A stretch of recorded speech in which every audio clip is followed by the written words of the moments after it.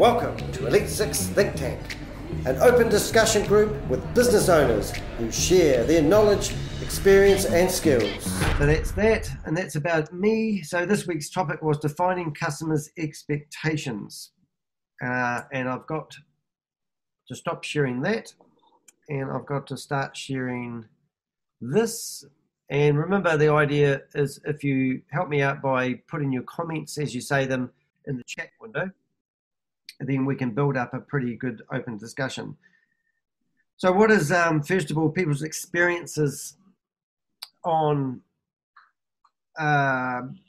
customers' expectations? I think you need to really define, if you're doing a piece of work for a client, you need to summarize exactly what that is and what that entails, because there's nearly always going to be a conversation down the track of a difference of opinion or what was asked for sometimes. And so I always like to do meet with people and understand what they want and then summarize that back to them. So it's, and give them, indicative timeline and other thing that goes with it. So people are get people on the same page, basically. So is that clarity of the service you're providing, sort of? Yeah. Agree content, basically. It's defining the scope, really, isn't it? Yeah. Who wants to chat? Put that in the chat room for us. You're doing it. All right. Yeah, experiences. Defining customers' expectations. Defining. Is that right? Have I got that word right? Defining? Why does it not flow off the proverbial agenda? There you go. Maybe you should have used a different word. Maybe it's managing. Managing. Ooh, managing like meeting. Can we hijack the meeting and call it managing? Yes. David came up with that, didn't you? Have I spelled that right? I don't think I have. No, I don't think I came up with it. I think somebody else might have suggested it. Oh, yeah. I won't blame you, Dave, because you're in the room. Okay. Yeah, so I think I've spelled that right. Managing customers' expectations. Yeah, that's cool. All right, cool. Yeah, so how do you manage customers' expectations is probably do you need to? I think you have to understand who your customer is.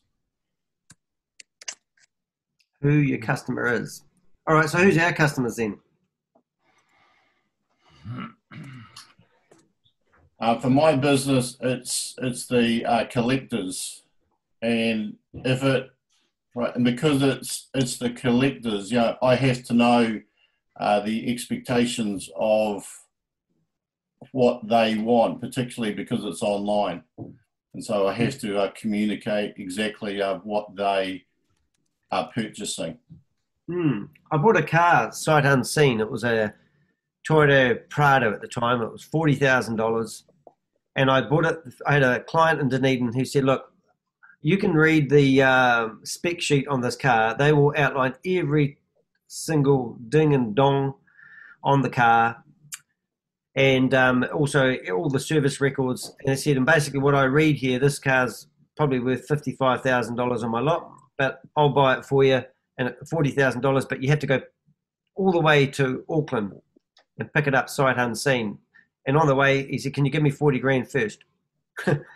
So when I got to Auckland, the wee ding that they said they had on the roof was a tiny, tiny little ding, and it was nothing. And I was actually quite pleased with the fact that every single thing that they had on the faults of these cars was on this one piece of paper. So it actually met my expectations, even though it had faults. That was a few years ago now. Something to tow horses with, don't get me started. Yeah. Well, I've always had a bit of a personal mantra, I suppose, of trying to exceed expectations. That's what I've tried to tend to work to over the years. Yeah, and I'll just put that same thing up, Nigel, in the chat box. Good. Yeah. So that's an interesting one. Now I can see if we get to I kind of the 85% good today rule. I kind of go by because the old, I think we're all perfectionists a lot of the time, especially the people like ourselves, and I think that can be a limiting factor in a way. How do people feel about that? Like sometimes it's okay to be good. You don't have to be perfect. Well, we were looking at this the other day in the Wednesday face to face, and we asked the question, what was the difference between perfectionism and procrastination? Sometimes they're very close. But from my perspective, if you aim to give a quality service or product, and it's just part of your business operations, it shouldn't actually be hard. And the difference from being merely adequate to excellent sometimes is only a very small margin. And it doesn't take an extra lot of effort if it's part of what you do and how you operate. I think I'm thinking systems and processes comes to mind, because some of the things I do, like I'm talking about putting together some workshops showing people how to set up their own Shopify shops at the moment. Now, to me, that's I want to get into all the intricate details and all the important stuff, because I think, it's going to be, it's probably going to be a 16-hour tutorial on video. Is that a workshop or is that a service? It'll be a workshop teaching people how to do it themselves. But I've always told somebody I want to have 16 hours worth of your time, so you can set it up like I would. It's going to be a hard one to get somebody to watch 16 hours worth of video. So I'd have to, and you know what I'm sort of saying? Like, it's so complicated what I actually do and why I do it. But then probably because it's too big a task, people won't do it. So sometimes perhaps you could explain, like the small bit, like the underlying bit, and then the rest of it is like the next week, or the next bit up and up and up. Because I get what you're explaining. There's a lot of if you were to teach a person how to public speak, essentially to stand up and speak is the basics. To stand up and communicate the message is the advanced part. Yeah, and drawing on my past principal background, you really have to be able to break tasks down into stages to ensure successful learning. So you really need to see, then it becomes modular, so people can work through it in a staged way without getting too bogged down. Exactly right. Sorry. The next step to that is to prioritize, isn't it? Yeah. So somebody told me the perfect number for putting together a workshop is 36 bits of information. And then you break it into, split it. So that's where I get my 16 hours from. It might be a 40-minute workshop on each aspect of each thing, but obviously people scoot forward, but it's going to be a big task anyway.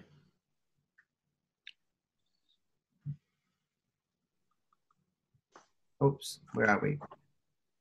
So people's experiences. So managing, have you had problems not meeting your clients' expectations is probably a good question. Well, you normally find that out when the tap turns off, Danny. They stop paying you. That's right. When they stop paying you or the phone stops ringing, that's the basic indicator that you're not meeting their needs. But I've just put a thing in there, Danny, to say that I think that what people should do is we should make sure that from time to time we check in with our client base and ensure that, in fact, we are meeting their needs, whether it's by a questionnaire or one-on-one talking to people or whatever, I believe that's critical. Yeah, and I'd build on that, David, say never assume, silence is not compliance. It could be extreme annoyance or frustration. So, yeah. Yeah. Good stuff, guys. So we're definitely in the problem section now, though, aren't we, Dan? Oh, sorry, mate. If you were a bit hopeless. So with Mark's last comment, was that a problem? I just wrote in that one there. Yeah, I thought we're doing. Yeah, that's my one there. Yeah. So just try to put a P in front of it, or yeah, that's cool. We can bounce around. If it goes in a different box, just put E or P or S. Yeah. T. And another thing on the problems and going on from that, Mark, is that especially if around the services, if we're offering a service, is very often people don't understand the nature of their own problems or what the problem is that they want to solve. Yeah.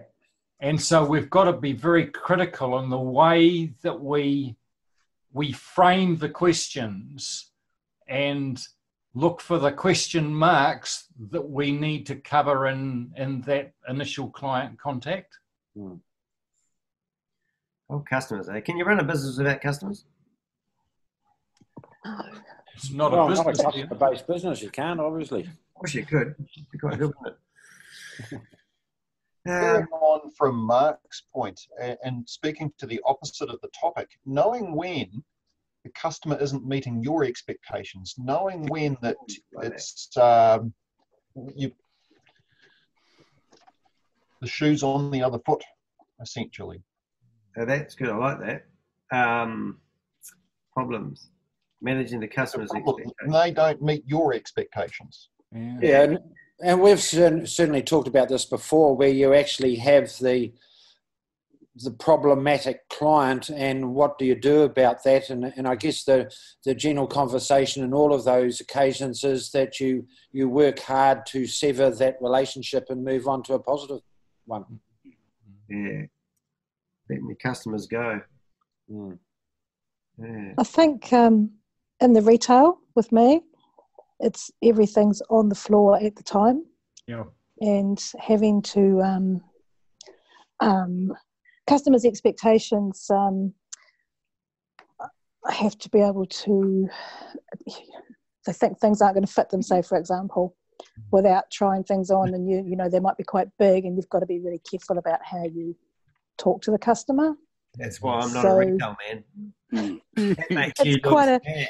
Yeah, does my bum look big on this? or it doesn't fit me, it's too small, and you've just got to gently nudge them into trying it, because you actually know your stock, so you know what fits what. And then there's the customers that come back half an hour later and go, I want my money back because I found something else I want down the street. So how do you manage that kind of expectation? That's a goodie one, that one, isn't it? How do you manage that, Penny? How do I manage it? Well, I have the consumer thing beside my counter that, you know, we don't have to give you a refund because you've changed your mind, basically. Right. The good's not faulty, so we are not obligated to give you your money back. Yeah. It's And we a all hard go one, down the isn't street and find something else later and think, damn, I wish I'd spent my money down there. It's just tough. You know? Yeah. Maybe at the warehouse and things like that, but not in small business. We'll give them a credit if they really insist. Penny, if I may ask, you're also subject to a sort of profile, aren't you, as well, and perception and how you are seen as opposed to how you want to be seen. Yeah. Most of these customers are travelling through. But I will be reasonable. I mean, if they want a credit, that's fine, and I can keep that open for them to use, you know, for 6 months, that sort of thing. I have with our online shops, people ring me up and demand that I give them a refund. And I say, well, actually, I've actually paid to have you as a customer because I've paid for Google advertising.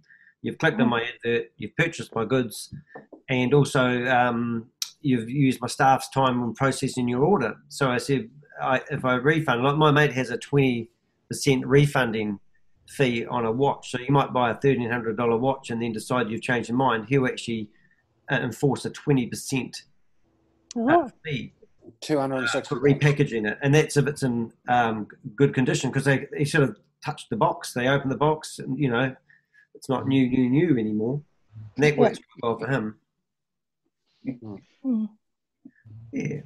Where's that one go, Lars? I do have to warn all the viewers here, right? There was a word mentioned in the last minute called refund, and I saw the reaction all over Danny's face, so just be aware if we mention that again. It's a trigger word. Yeah, it's like... Yeah. The funny thing is, I have to do this is what gets the retailer at. You have to do as much work with a refund as you do processing an order. Yep, that's right. Yeah. If not more. Actually, you raised quite a good point there, Danny, about the cost of your client each time. Every client does have a cost, whether it's a successful relationship or not, don't they? Yeah, well, those clever programs that you have, they go, I watch the Dragon's Den a lot, if you haven't figured that out already, and they often say, what's your cost per acquisition for a customer? And even Google Analytics will give you a price. Like I can tell you, the furniture guy did the website for, at the moment, he's done about $16,000 worth of sales. And it tells me it costs him $74 per customer to get those sales, which is quite cool. But now we want to get that cost right down to, obviously, if he's selling a keyboard for $50, he doesn't want to pay $75 to get a customer. But the other day, somebody come along and bought 10 chairs at $8,500. But that to get that sale cost him $72. So if those chair people come back and go, I want my money back, he's lost $72 plus the time doing it. So it's really around knowing your business and certainly knowing how your cash flow works and what are your hidden costs. So when you do have those conversations with people, that's part of that conversation if you're talking about refunds or things like that. Yeah. But talking about the topic, meeting customers' expectations, that sign that you have on your counter is brilliant, isn't it? Because it says we do not have to exchange if you've changed your mind. It's grooming the customer's expectations before they even enter a transaction. It does, and it's come straight from the what do you call it, the consumer. It's not something, it's their sign. Yeah. And you don't very often have those issues, not very often at all. But it always happens if my staff are on and I'm not there. Yeah. Hey, just shortly, Stephen, is that for solutions? That one that you just gave me, that one there? Yes, it is really. Yep. Okay. Just try to put an S in front of it so I know where to put it. Yep. And Matt, I presume that was realistic expectations. That's the problem. Yeah. Yeah. And scope creep is a problem too. Scope creep. Where do you get that? Further up. I guess scope creep should be identified at the time it arises rather than leaving it to the end to negotiate a later date. Yeah. I can't even see scope creep. I don't know what you guys are talking about. You make stuff up. It's in the chat box. An interesting solution, I think, stems from the comments of Nigel and Penny, and that is that how you portray yourself actually sets the expectations as well. And so if you portray yourself at the high end of the market and you're not at the high end of the market, right, then the expectations are already a mismatch. Yep. Hey, can somebody explain scope creep to this creep? Yeah, well, it's when they go in asking for a Mini, but then they quickly want a Daimler. For the same price. Yeah, in the same timeline. So it's normally a death by 1,000 cuts. So discuss a little bit here and a little bit here and a little bit here, and before you know it, you've got something twice the size and cost that the original request was. Yeah. Now I've got a few examples on that one, I suppose. Yeah, I know what that means. Hey, Chris, how you doing, bro? Looking good? My apologies for being late. I got held up in another meeting. Did you? Is there others? We're talking about managing customers' expectations. I know you had nightmare business for this at one stage. How did you? So that's food for thought. We've got a few problems and a few solutions. Yeah. Right. Solutions. Okay, so somebody can put a sign up on a door. That's the solution.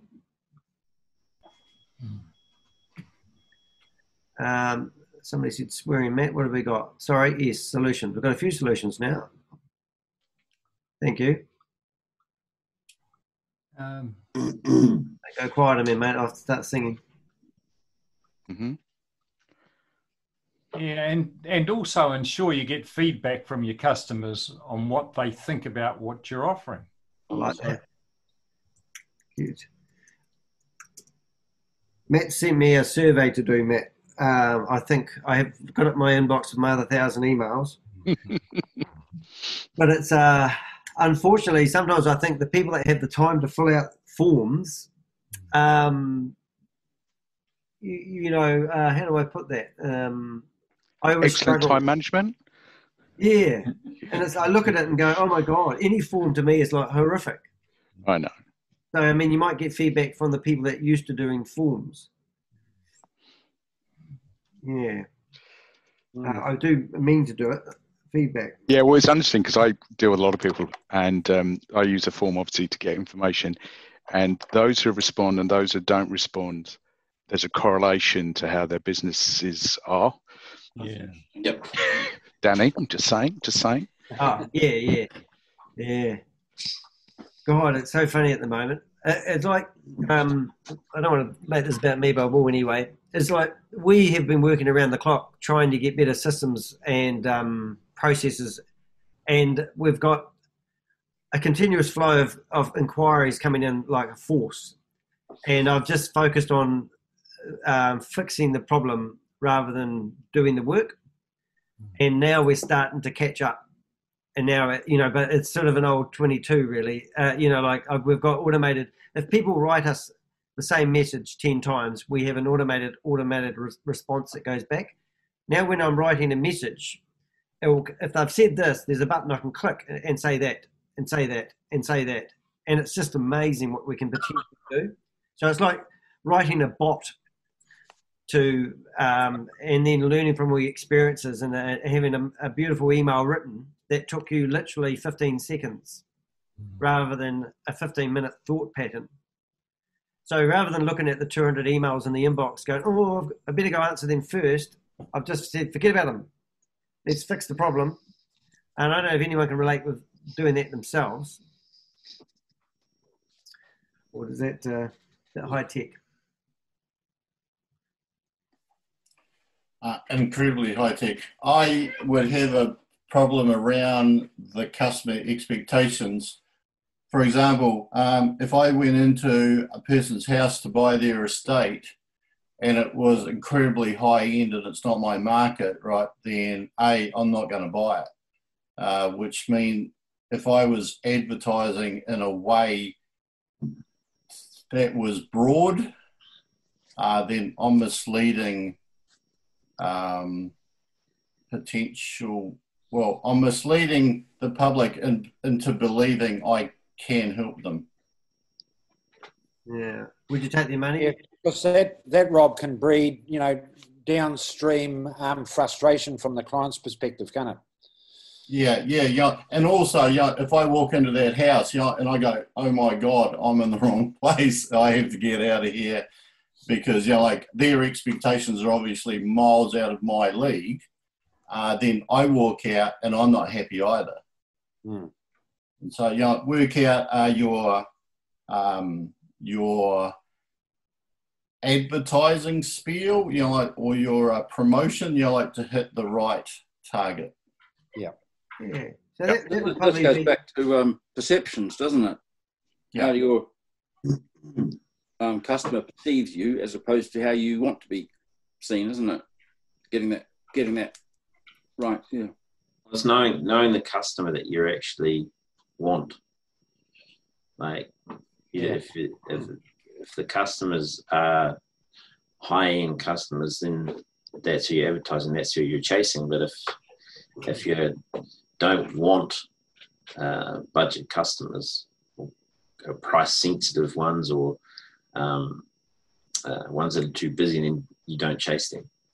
Don't advertise to them. Yeah. Yes, also know the customer you've got as opposed to the one you want. Yeah. That too. And it's good to have stretch of goals and objectives and that sort of thing, but I think it's a road to misery if you oversell your capabilities, because then that leads to under-delivery, which leads to destroying your reputation, you've hard-earned. So, yeah, we will always push the boundaries a wee bit if it's something new, but it's got to be realistic that, you can achieve that task in that time and that price. And some people are specialists in things, and when they're specialists, know what you do, know what you know, and and also know when to give it away. Yeah, we made a mistake of hiring a telemarketer years ago, and I turned up at this company, and this guy said, "You can do this, and you can do that, and you can do this," and I said, "I can." And he goes, "Yeah, and I've got a contract." And I said, have you got that contract?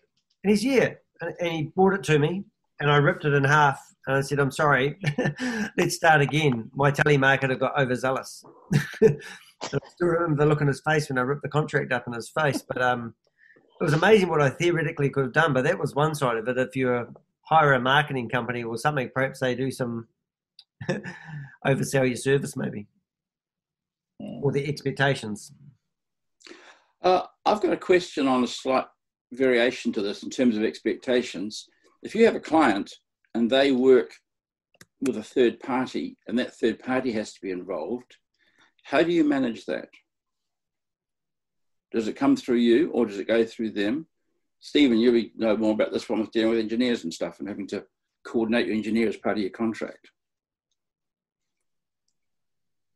I guess there's different ways you can set up those contracts. You can coordinate in them and not take a fee. You can put their service through your service and take a fee. It just depends on where the liability is if work doesn't go ahead.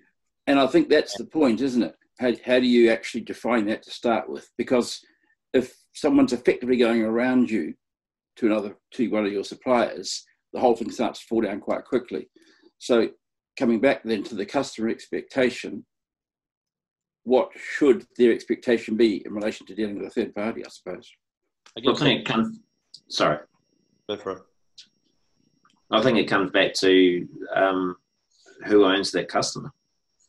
Because ultimately, if there's a problem with a third party, it's not the customer's going to be annoyed with the third party. They're going to be annoyed with you because you're your customer. Yeah. Yeah. So some of that can be managed through contracts, I guess, and that's what often happens, isn't it? You consequential liability and all that good stuff. Yeah. But you just mention. Yeah, you just look at the fiasco that's happening around these two folk who got out of quarantine, and where the buck is stopping, and it's going all the way up to the Prime Minister, the Secretary General of Health. But it's actually a tier or two down from that. But ultimately, it's the people in charge who've got to accept the problem to ensure that their minions are carrying out the directive. Oh, that took about 33 minutes to talk about the borders. May not look like it, but I'm extremely pissed off about that. Yeah. Did you hear I started a Facebook group? Close the borders. Yeah. Hey, do you like that? Never assume, because when you assume, you make an ass out of you and me. Mm-hmm. Yeah. Mm. Yeah. It's good.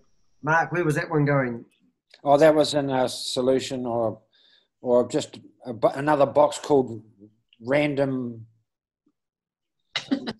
ramblings. Mark's ramblings. I guess that's the deliverables of your team. You need, for their expectations, you need to understand the team and the process and who within that team structure is going to deliver what and how and who engages and who coordinates and who's responsible. So I guess, as you say, who owns the client is sort of obligated to put the deliverables of themselves and all third parties involved and what the process and goals would be to achieve that. This thing is something Penny said earlier on this week. You were talking about hiring staff. Yes. So there's another expectations, like, how do you, I know Steve's got staff and probably a few others of you haven't, maybe. But it's giving them their expectations is probably an interesting one as well. Like, can I turn up at 8:15 instead of 8 o'clock for work and all that sort of stuff? Or it's interesting. It's very interesting. Yeah. How to talk to a client. I think if we were to turn this around, because essentially we a lot of this conversation is assuming that we're not actually meeting the expectations, right? But how about if we were to over-meet them? There's a place up the road that every time I go in there, I get a lollipop. Now, the fact is, I don't need a lollipop, but I know that every time I go in there, I'm going to get a lollipop. Yeah, but 3 times a day, Rob, is ridiculous. Look, I know I browse in that shop too often, but there are small things that you can do that are nice that somebody will do for you, that as a customer you may reward it, because to say no is quite hard because a person's been nice, even if it is completely unrelated to the original transaction. Reminds me of a guy that bought a Subaru, a brand new one, and it comes with a, we'll wash your car for you free of charge for the first 3 years. And he used to go there every week and sit there in the room where they washed his car for him. It's not as bad as a lollipop, but I can imagine that the cleaner boy would really like that guy. It didn't matter how dirty it was, he'd be there getting his free car wash for 3 years. I guess that's exceeding expectations, isn't it? Yes, meeting them. And exceeding. No, exceeding them. Yeah. You see, it's also perhaps that at the time that the owner of the Subaru takes the car in to get, like washed, like all of the ads around, like all of the new Subarus are, able to be seen. Yeah, that is another way of looking at it. While you're waiting in the showroom, yeah. Yeah. It's another way of staying in touch with your clients, isn't it, really? Yeah, you're a captive client if you're in there, and the salesman will love to approach you. Yeah. It's like putting the mirrors in the clothing shops right at the back of the store, isn't it? So you've got to go right through. Oh, look at the milk. Where's the milk in the supermarkets? Yeah, like being a fish and not expecting the bait, but there's a hook underneath it. Oh, I love the sayings, guys. We're getting really good. The juices are starting to flow now. I think customers with retail, that customers expect to be greeted when they come in, just a nice friendly hello, how are you today, rather than being ignored. Yep. Absolutely. There's a lot of comment about that. I've got an from idea. customers. So you lead by example, don't you? Especially in your environment. I suppose if you've got staff there and you don't. But I bet you if you did an experiment, like I was talking about my contagious smile, and if you smile, other people will often start smiling. So if you lead by example, they will follow suit sometimes. So, yep. But Penny, there's a fine line, isn't it? Because we've all been into those shops where we've had them meet and greet, and that's lovely. But then the shop attendant doesn't leave your side for the next 10 minutes, and they're hovering around. And no, there's a very fine line, and I'm always very aware of that. And I tell my staff, it's like, hi, how you doing today? If you want some help, we're here. Just let us know. It's just to be friendly. And to break the ice, rather, we don't want to be hovering over you. You can tell when they need help, and then you go in and you can help them, and they're like, "Oh, thank you." There's definitely ways of doing it. Got an interesting one at the moment. My mate who sells the Garmin watches, there's a race on tomorrow called the Bridge to Bridge, and people come in and pick up the race pack from his shop, and every time somebody comes in the shop, he's trying to sell them something. And I'm going, these guys enter all these events, just be nice to them, become their friend, and don't go for the kill in the first 2 or 3 visits. And then, so I've said, look, and he's a really good salesman, but there's that point, like Mark was saying, you've just got to leave them alone. And you just sort of, I said, you never know, what they're looking at, and they might come back in half an hour. So I started taking over that first interaction, and I'd ask them something about, have you done this race before? No, it's my first time. And then you find something, and all of a sudden they're interested about talking about them and the race that they're about to do. And I say, I had a go at doing one once, and then you forget about everything other than what the products are all around them. And then they'll often say, oh, actually, and away it goes. That's really true. There's a really good analogy around marketing and digital marketing in terms of dates. And that, and getting married, that when you meet someone out in a bar, you don't ask them to marry you straight away. Oh, why not? You usually wait till at least the third drink, Chris. Third drink. Do you wait that long, Mark? Patient man. Carry on, Chris. Just ignore that. No, it's exactly that though. It's the same with sales, and that going straight in for the kill on the first date, generally not the right thing to do. You know, you got to warm them up, and you got to have multiple interactions and dates with them till you get married. Can I tell you my number one pickup line? Sure. Okay, it says, would you like me to buy you a drink, or do you just want the money? Right. Didn't say how successful it was, though. It was brilliant. Well, if they laughed, if they were good, and if they took it personally, they were stupid, thick as thick. But it used to work. Oh, it didn't work, but it used to be starting a good way of starting a conversation. And you'd have to have a smile on your face. Now, would you like me to buy you a drink, or do you just want the money? Shocker. Anyway, with Helen, she's got her headphones on, thank goodness. All right, we've got some good content here, guys. I hope you're enjoying it. Really, this is actually brilliant. A lot of people hopefully read this one day and go, this is really good stuff. We've got any takeaways yet? We've got about 18 minutes left. Not that I'm counting. Feel free to poke any of those away. What's something we could, if we had a problem and a solution, or are we facing some form of, if only I could, I mean, our online shops, we've just got miles of stuff to improve on. Our biggest fear is obviously telling everyone that the products are coming from China. We're buying them off AliExpress, and it could take up to 82 days for your product to actually arrive. Now, I could meet their expectations by telling them all that, but I'm afraid if I did, I won't get them to purchase in the first place. So that's just using our scenario. I think your experience of your customer is allowing you to put on your site what will enhance the purchase and not be really annoying. I would imagine that if a person is purchasing from you, they don't need the item immediately anyway. Let's hope. Right? And so if it is delayed, it's not the end of the world. Well, what I've come up with is actually, because my products, we source the latest innovation in products. So they're getting products that aren't in the local shops. They've just hit the market. Sometimes that's an angle I found reasonably well. I'm just sort of liking that to your business, really. I mean, if let's say we're talking insurance, and I want to go to Mark and I've never had insurance before, and now Mark comes back and says, well, actually, to get the right insurance, you've got to spend about $300 or $400 a month. So my expectations are thinking, oh, that's an additional bill.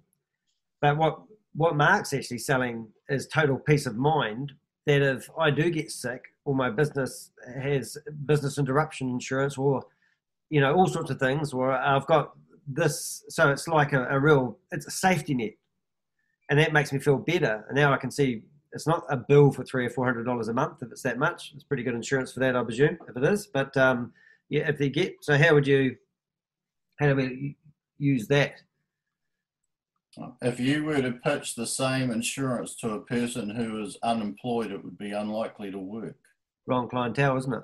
No, and of course, as the advisor, you need to know your client and all about your client, so you are pitching the appropriate product to that person that will be useful to them. Yeah. It's just like a high-end market, Rob, isn't it? Whether you go into it or not. So if I were on the dole, what insurance is what I need, mate? Just that you wake up every morning, mate.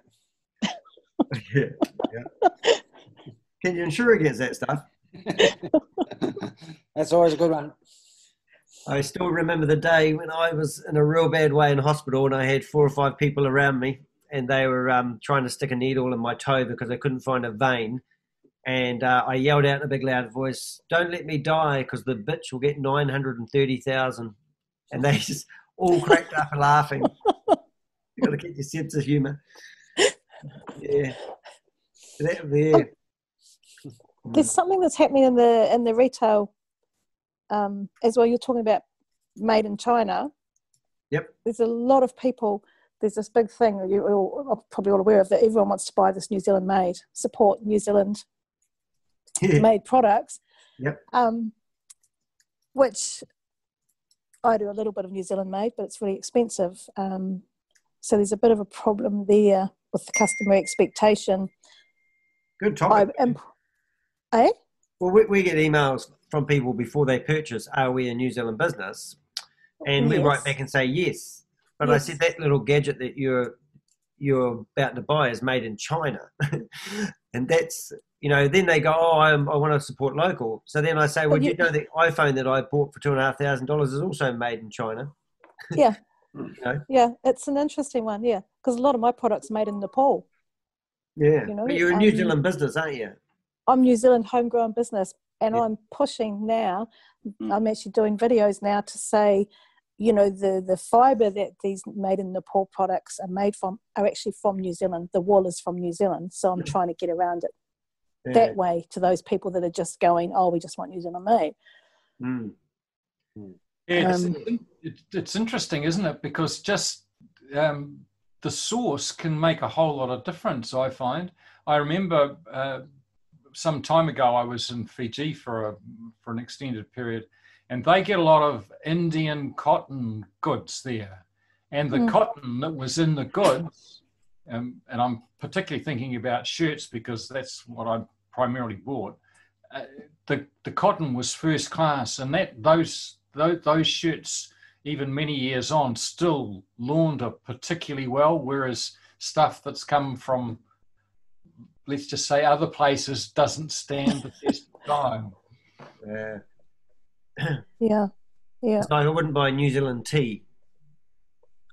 No, we're not experts in making tea. Yeah, or bananas. Okay. Tea. Have you not seen the TV ad for China? It's all New Zealand tea. Yeah, in response to Penny's comment, I guess this is post-lockdown fervour that's out there, that people are focusing inward in New Zealand made. But there will be a passage of time, whether it's a few more months, where people will realise that some products are actually best sourced from the place where they're best made. It's just the reality of the world economy.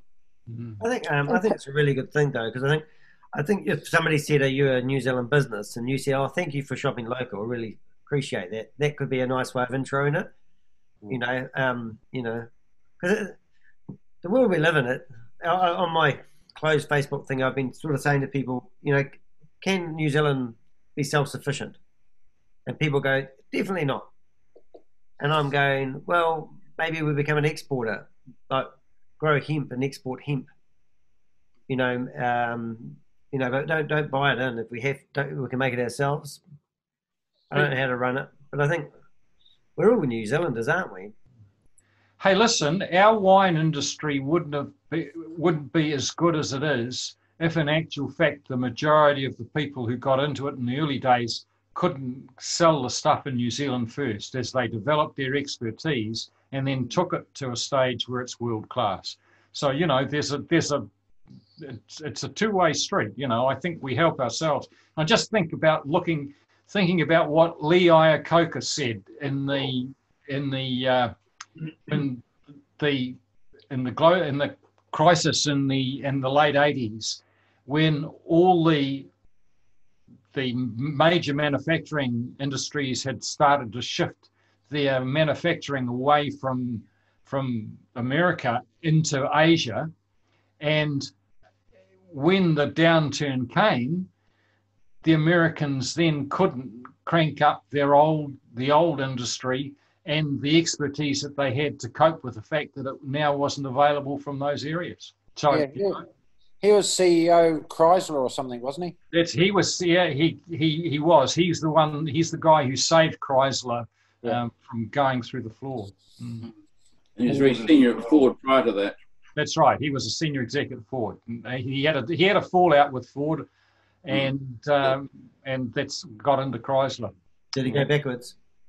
So again, I know. There's a good reason, and also because of that, because that's actually an international, about the ultimate, and not to meet the expectations of the people buying the product with the Ford Pinto. Yeah, if you buy my car, you are likely to burn to death in an accident. He also put his money where his mouth is, didn't he? He didn't get paid for a year, or he paid $1 for the first year, or some such thing. Memory serves me. Yeah. I quite like the I'm topic. not that old enough to remember that history, Nigel. I read the book. Is it more a case though that it's there's sometimes a massive gap between the customer expectation and the business expectation? Mm. You know, the customer's expectation is to buy local and New Zealand made and all this kind of things, but the business expectation is it's simply not, it's too expensive to buy local and try and sell local because customers won't pay that amount. So the business expectation is to make a margin, so therefore cheapest supplier or best quality supplier for the right price, regardless of where it is.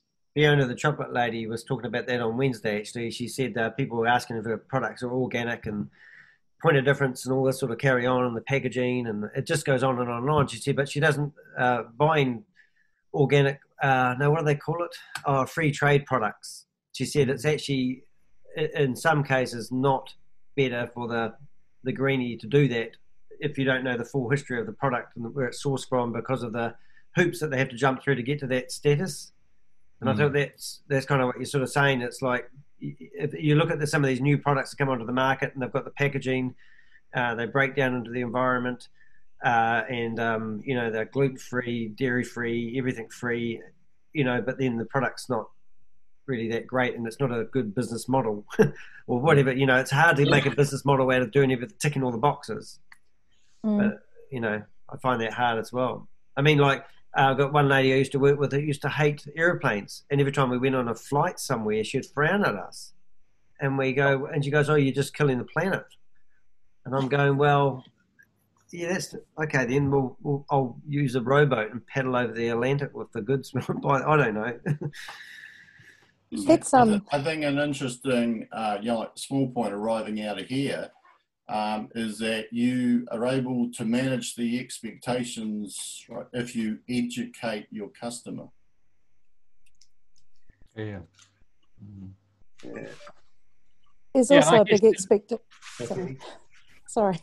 And I guess that's you got just part of the go. It's all right. But I was just going to say, there's a big expectation with customers too these days with what I do, that things they want the ethically sourced, the no slave labor, all that kind of thing that I have to be really mindful of. And I can tell the stories and show what I do, but there's a lot of that going on too. Yeah. Everyone wants that until you tell them the price that's associated with it. Yeah. That's exactly right. Pay for that, though. That's the question, isn't it? There are some moralists amongst us, Chris, who will pay a little bit extra for that peace of mind. Yeah, a little bit. I'm not saying that a little bit extra will be against, but there's a lot of people that doesn't add a little bit extra, adds quite a bit extra to the end cost.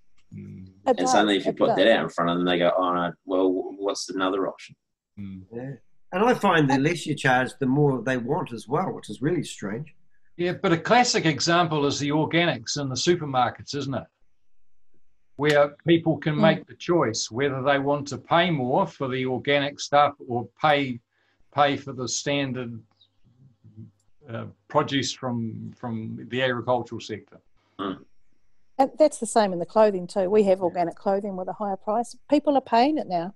They're actually, they are, yeah.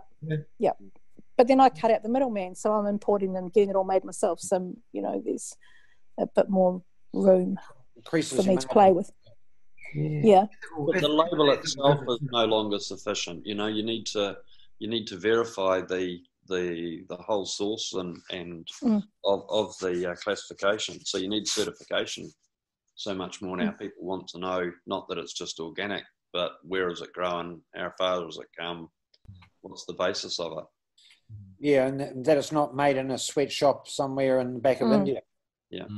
Then you visit your factories when you go away. Hope you didn't fly over there. No, I rode. I got a kayak, and then I had to trek for miles because it's up in the Himalayas. That kayak wasn't made from petroleum plastics. Pardon?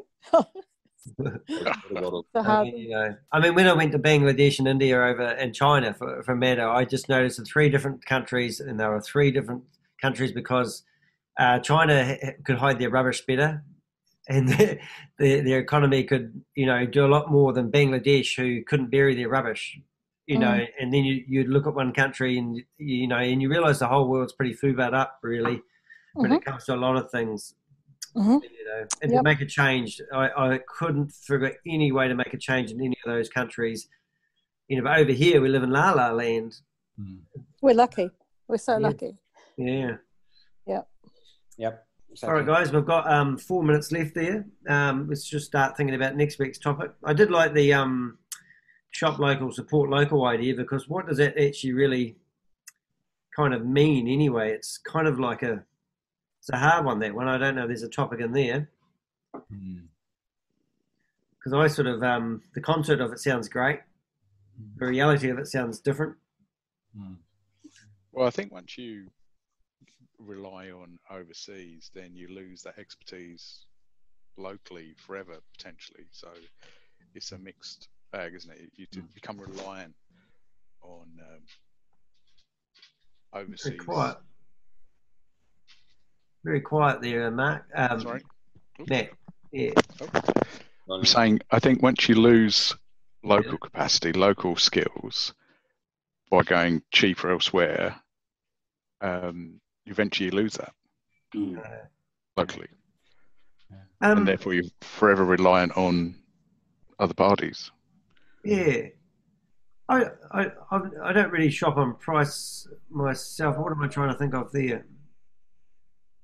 I'm just trying to think of what does keeping it local really mean. I think part of it is to promote the economy in New Zealand and to promote jobs, but as well as the local component, right, there's the environment and everything else. So maybe a topic is to say how can we promote our products based on helping the economy of New Zealand or the environment or any of those other new age concerns. I was going to just say the same thing. What does it mean to support local as a topic for next week, perhaps? Yeah, because we all want to do that. I think as a collective, we all really want to help each other out. But if you're buying off my shop and I'm importing products from AliExpress, you actually are helping me out. Exactly. Yeah. And Chris, I don't know about you, but this thing here, it keeps going. You put your cell phone in, it follows you around the room as you record. Yeah. But when you stand still, it goes like this continuously. Yeah. So I put a dispute in with AliExpress, and they've offered to give me $17 back off my $54 purchase. And that's their way of handling it. But I knew that at the start. But they've, it's quite funny. But anyway. Right, guys, I've got to go. Sorry. I'll see you next week. All right. Thanks, Matt. Bye. Yep. Oh, so just while you guys are there, in a nutshell, what was that? That was, what does it mean? What is local? What does it mean to support local? Support local. The meaning of it? Somebody want to write up the topic? Would be great. Did I get takeaways? Yeah, what does it mean to support local? Or is it buy local? Is that more the emphasis? Yeah. Or is it in local? Well, buy local, what does it mean for you? Because as Penny was illustrating, there are different things that are featuring, you see, and I'm not selling products that necessarily that are local, for instance, in my line of work. No, not at all. Insurance is all backed overseas, isn't it? So yeah. What about the? Yeah. I think support's the better word myself. Yeah. Yeah. I'm into that. I'm just trying to make that bigger so it can come up on the screen. There we go. So what's the nice words for that? So it's not support local. Yeah, that's right. That's go. What does it mean to support local? Yep, that's it. Yeah. All right. That's really good, guys. All right. So I'll just sort of finish this off. I hope I did record that after all that. was recording. I just want to say, if you are listening to our podcast, thanks for tuning in. We are Elite 6, a business family that who share their experience, knowledge and skills. You can read more about us on our website at elite6.co.nz, and hopefully you'll tune in next week for our next week's topic. What does it mean to support local?